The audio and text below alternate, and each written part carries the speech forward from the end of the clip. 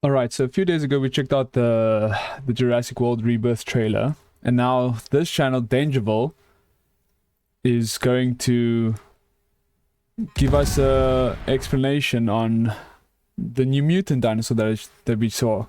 So I'm quite interested to see what it is about, and I hope you guys are too, because this thing looks crazy. So if you guys enjoy what's going on, let me know in the comments and leave a like, subscribe, and let's get straight into it.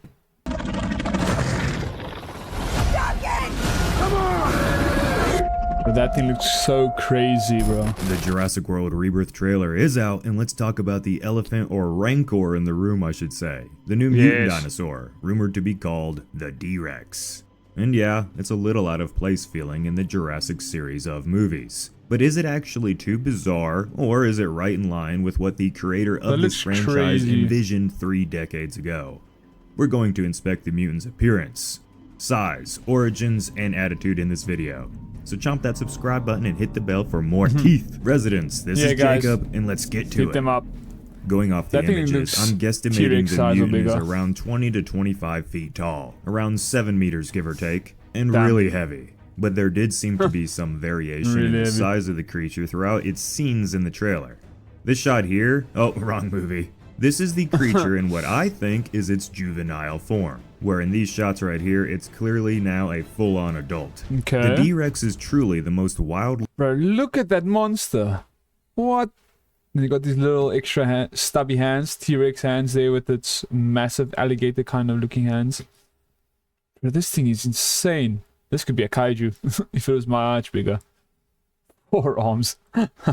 looking thing yet in any of these Jurassic movies. Its bulbous head was the first thing my eyes went to, which really makes the creature look like something out of Resident Evil, Doom, or for an odd dig, a grunt from Halo. You can't not see it now, can you? Since there's a good chance that this is one of the first attempts at making a dinosaur going horribly wrong. The round head could be from the creature never fully developing in whatever test tube it was made, retaining aspects of its embryo-like head. This creature's entire body is just unnatural. Its long forelimbs, upright stance, hunchback, and little back legs make it look like a rancor from Star Wars, or some other crazy fictional monster, which has caused some fans to already get turned off by it due to it not resembling a traditional dinosaur, or at least not the ones from Jurassic Park. It looks slow, like it can't really run. Okay, about it not resembling the traditional dinosaurs, right?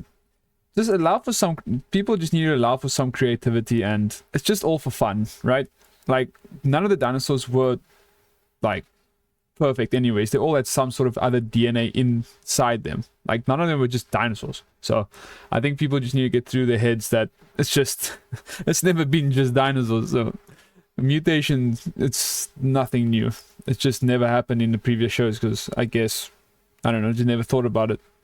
Until maybe they did, and they just like, let's rather get people stuck onto the series and then we'll see whether to add it or not. At all, and very methodical in its approach at stalking humans from what we've seen.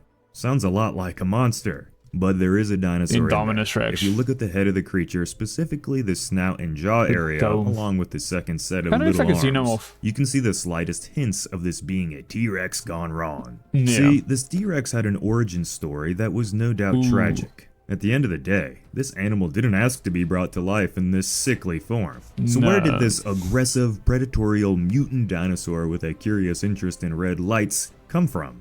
That would be the original InGen facilities way back from the 1980s. Rebirth's trailer points out how all these dinosaurs in this film are, in a sense, the very first batch of dinosaurs created by John Hammond and InGen before they got all the very first batch of dinosaurs created by John Hammond. Bro, that needle is massive. How the heck did he extract any sort of DNA out of that mosquito?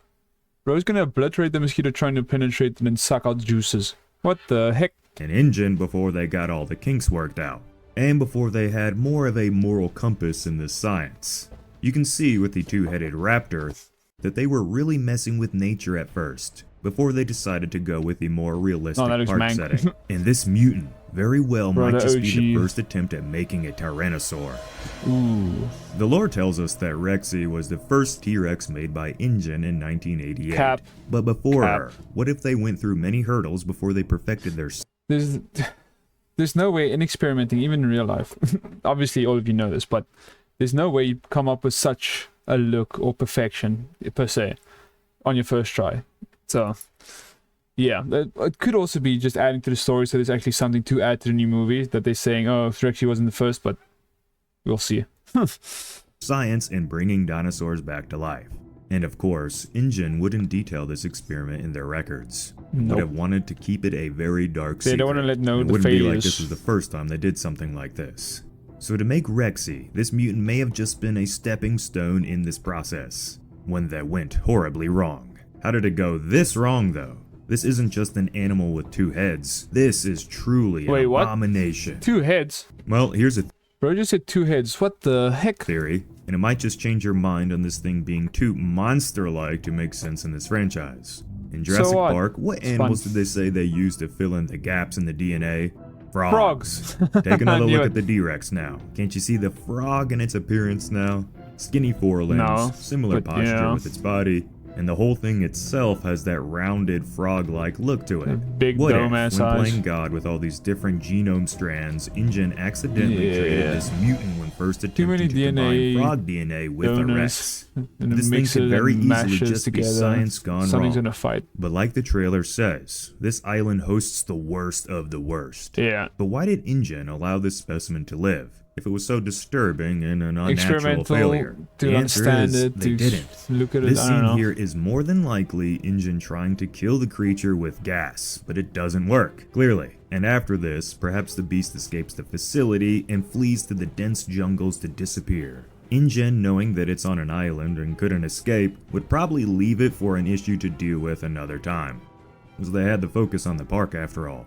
But once the park failed and InGen collapsed, this mutant was completely abandoned and forgotten, and over the last 35 or more years of its life, it has roamed this mysterious new island, probably always remembering the humans who had tormented it, which you can assume did happen. With the you guys remember the Tomorrow War, that movie? It kind of looks like one of those creatures. I can't remember what they're called now, but it kind of looks like those if you remove the tail. Creature being so unsettling looking. Unfair and cruel to this being who didn't ask. But not like that. Not a big dome. So does this explain why they didn't kill this thing when it was even smaller? Is there something special about it that made them want to risk it all? Maybe, or maybe it's just another cinema trope being done again. But this origin could explain this creature's strange way of reacting to the humans from the scenes we've seen in the trailer. It moved more like a zoo animal that was semi-used to being handled by humans, more than a crazy, bloodthirsty killer. But we know the time's gonna come when the mutant unleashes its fury in this movie. Yeah. So perhaps this mutant is more than just a movie monster. It could have one amazing backstory how it's truly a horribly mutated animal with plenty of lore and evidence to support it's not really all that far-fetched for this franchise. There was a time where human dinosaur hybrids were being pitched for Jurassic after all. These crazy dino humans were not well received from. What the shit is this stuff? This is just like a werewolf, but what the heck, bro? What? Oh my gosh. Base. And ever since then, way back before Jurassic World, there's been a consistent pressure to keep things like this out of the series. And for good measure, a raptor man with a cannon arm or a Triceratops bodybuilder would ruin Jurassic Park's legacy. And I know that Jurassic Park is at its finest when the dinosaurs are presented as the amazing natural phenomenons that they are. For sure. At this moment, we don't have enough to say that mutant is a bad idea in my opinion. But I agree that it's a curious and maybe not necessary idea. I think the writer just wanted a mutant and he got one. They didn't stop to think if they should. And we're gonna have to judge this thing when we see more. I'm open to the idea, and it's really up to the film to deliver at this point with this risky move. And this D-Rex makes a lot more sense than a perfectly cloned human in this franchise, so it's certainly not as crazy as some of the ideas of the last trilogy. Ripley ate from but that's not going to stop some people from not being able to accept this mutant. After all, we all just want cool dinosaurs in our movie about, well, dinosaurs. But a mutant, if done right, can be a great way to pay homage to old ideas like the Doomsday Rex. Which makes you check out my video on that if you haven't seen. Not only 2 heads, but 4 arms. Where the heck is the 2 tails? What is this? What? Jeez, that is a massive increase. Bro, this thing would be so sick. Put it on Kong Skull Island. Well, not the one where Kong is freaking 100 meters tall. The other one with the V-Rexes. This would be so sick. It's a crazy concept idea that almost made it into Jurassic Park. From what we can tell and theorizing on this, The mutant is an animal in every sense, but humanity went too far and made a monster. But if you think about it, none of the dinosaurs in Jurassic Park are real anyway. Oh, that is true. None of them are real. They all have different DNA donors in them, so it's not just dinosaurs. They've got, well, frogs and I don't know what else they have in them. But it was really cool. Is there anything else in here? Lots of residents, Alistair popping in it. Okay. Oh, that's the end of that. I hope you guys enjoyed it. This is really interesting. This is getting me even more hyped for the show. Or the movie, sorry. Yeah, lots of love to Dangerville. Go check them out, give a subscription, and yeah, I'll check you guys in the next one. Peace out.